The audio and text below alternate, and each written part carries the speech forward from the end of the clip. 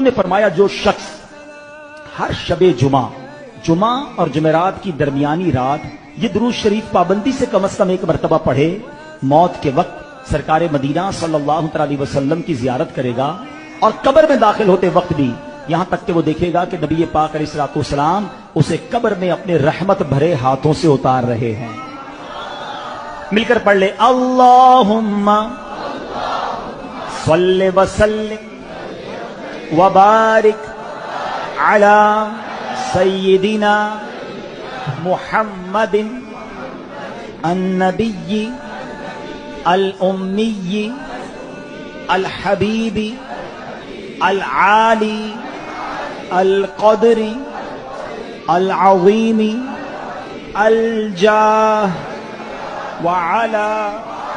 آلہ وصحبہ وسلم۔